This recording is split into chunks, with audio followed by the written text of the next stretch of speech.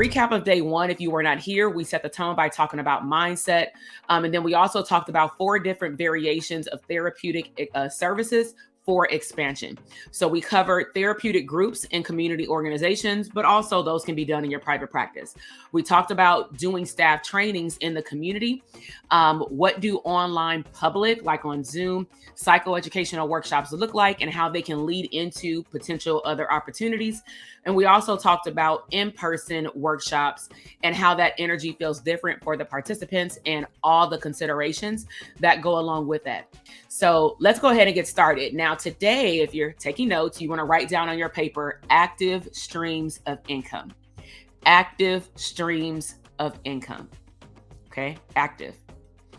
So first, before we get into it, I do want to clear some stuff up because sometimes as business owners, we use these terms interchangeably, okay? And they are not the same thing. So passive income is money earned with little or no effort. AKA, that's when you can say, I'm making money in my sleep, okay? Active income involves activity of either you and or of your team, but usually you're involved at a certain percentage, if not all of it in the beginning, delivering or overseeing the stream of income. So the active streams of income that we're going to talk about today, and put a 1, 2, or 3 in the box as we did yesterday, if you want to learn about these, because remember, active learning also means that you are going to follow through and it's going to stick. Okay.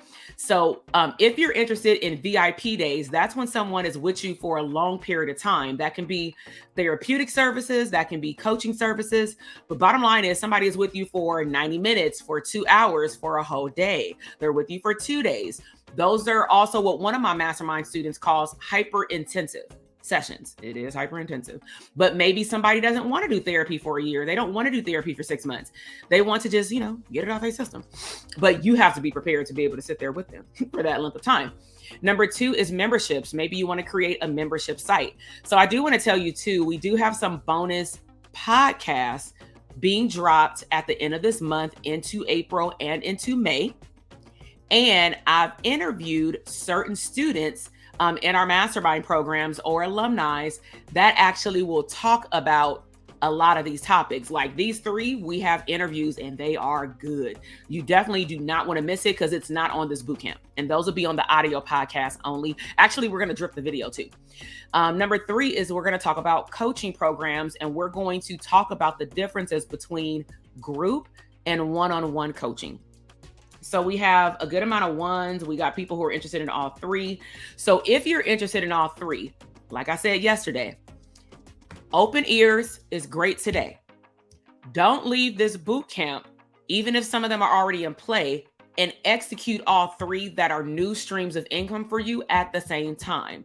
My tip as your coach for 4 days is that you should be focusing on one moving rock, AKA streams of income in your business per quarter. So for example, if you want to launch a VIP day system, and you'll see in a second why it's only 1 per quarter, hell, maybe 1 per year, is that there's a lot in your back office that goes into setting these up, onboarding clients, systems, and things like that. So you don't want to launch a new stream of income every quarter even, because you want to perfect the one you already had. Okay. So now we're going to talk about this one because on day 3, specifically because a lot of people say, I want a group practice because I want passive income. And we're going to break a lot of myths about how a group practice is not a passive income revenue source unless certain things are in place, and it will not be built overnight. So if you're interested in group practice, make sure you also show up to day 3. All right. So let's talk about VIP days number 1. Okay. So these are some considerations. Let's get into it. So as we talked about yesterday, you want to know who you serve, but you also want to know how you can utilize your gift within that VIP session. So let me create a framework for you.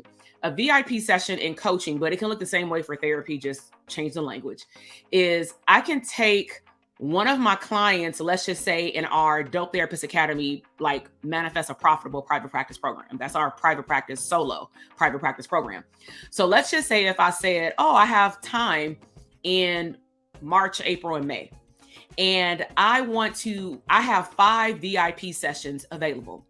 So if I say I have 5 VIP sessions available, odds are, because somebody is getting my one-on-one time, the investment, even if it's only for one day or for 90 minutes or 2 hours, the investment is not going to be equivalent to a therapy session because, again, of what they're able to do with the information we talk about in the call based on how I can help them solve a problem, which means what? They have to show up wanting to talk. They can't show up and say, well, I don't know where I should start. That is not a VIP day. The problem has to be specified. You have to be able to know that you can help that person get to the other side, but of course, walk them through the process. Don't just give them the answers, right? That's more of a coaching, technique. Okay. So how can you utilize your gift specifically in a VIP structure for a short period of time that's hyper intensive? So somebody may say in our program, I want to take part in the VIP day because I want to make sure that my solo practice is really in order. Can we take a look at my back office, like just one-on-one for that session? And then can you help me create a map? This is their bigger ask. Can we create a map for how I can take my current back office and prepare me to start moving on the trajectory of creating a group practice versus them taking what I taught them as a solo practitioner or enhance their already up and, already running private practice. And then they just say, oh, I'm gonna take the same stuff and run a group practice. No, hiring is not the same. Like we'll talk about that on tomorrow. So can you deliver the solution? This is key in the length of time. Don't overshoot your shot, right? So if I knew that I was only having 90 minutes, the example I just gave you would actually have to be broken up into 2 different sessions. The first part would be, let's take a look at your back office because I don't know what they've done and I don't want to guess. And then I really have to sit on there and give them homework assignments from the program they're in. Versus part 2 would be, I already know their back office is in place. Maybe this is a person who has talked about their back office multiple times on our calls because they're okay with asking questions. If that's the case, I wouldn't mind combining them because it's really just, all right, give me a summary of what you've done and how it's working for you. Boom, let's move into the second question. Okay. So make sure that the time that you allot for that VIP or hyper intensive session, you can actually deliver and let the person know what you're asking for actually needs to be broken down into 3 sessions if your sessions are shorter in time. Okay. Also, your client avatar, aka your ideal client, you have to know who will actually benefit from this service and pricing. Can they pay? Location is vitally important. Maybe if it's online, it is, $1,000, right? For a 90-minute session. Versus if they want to, this is not therapy though, because they have to be in your state that you're licensed. Let's just say somebody's in New York and they want to fly me to New York. Well, they have to fly me to New York. I need a hotel. Maybe the hotel is where we're going to do the services. Maybe I need to get a peer space office for that 2-day period because they bought, a 2-day VIP package. Put a 1 in the comment box if this is making sense. Okay. I know that this is fairly new to our field and some people ask about this when they're providing therapy services, but I want to make sure that you understand the difference between hyper intensive in terms of the structure versus I just want to meet with somebody for one time and get paid more. If that is your attitude, you're going into it all wrong. Okay.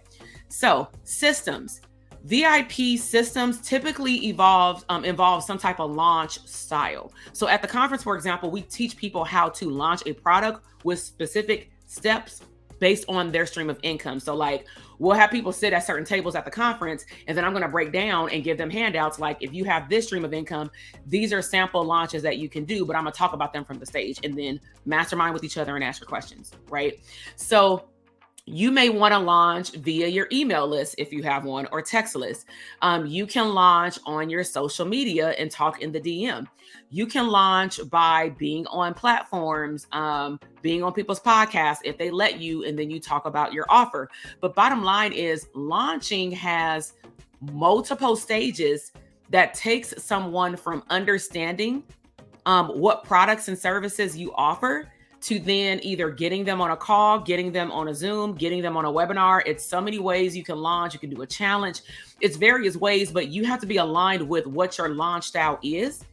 And then also you have to finish the launch if you want to see any type of results, even if there are no tangible results, meaning no clients, because it can happen. But then you can take the results of the no results, because no results is still results. If nobody signed up, you need to debrief and take that information and implement it in another round and not just quit. That's called a sore loser to me. Right? So onboarding, how are your clients going to sign up for your services, potentially sign a contract, pay, and where are you going to meet them at? You have to have that mapped out in what I call a flow chart, also known as a standard operating procedure. We do standard operating procedures in our private practice or at a job, but you may not even know that they're called SOPs, but you've been exposed to them pretty much your whole career, where a job brings you on and takes you step by step from opening up a case to closing it. So my question to you that we teach in our program on leadership and delegation is, are all of those steps written down? And you like, nah, they in my head. Okay, that's great. But that means you can't hire somebody maybe as swiftly as you would like because your systems aren't written down. They're in your head. And believe it or not, the systems that are in your head are not delivered correctly in the right way that somebody else can understand them as good as you would like, because it sounds good only to you. Okay. Hence why I always have slides, because I can just talk, right? So know your strengths and your weaknesses. Delivery. If you are going to give them some type of action plan or workbook, what kind of documents are you going to give them? What tools are you going to give them? What's part of your solution, right? Follow-up system for a VIP session.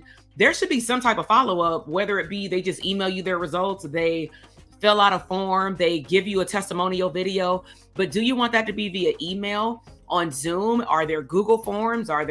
Is there another conversation that happens 30 days after? I'm not sure, right? And then also, are there future sessions, and how will you position that for them to either stop with where they are or they continue to maybe part 2, because you couldn't possibly get to everything in part 1. Okay. So this is a VIP case study that we've done before. So what was it? At the beginning of last year, maybe the end of 2021, this student stands out because it was something great that she did. She was in the Bay. She was in Northern California. She did our private practice program.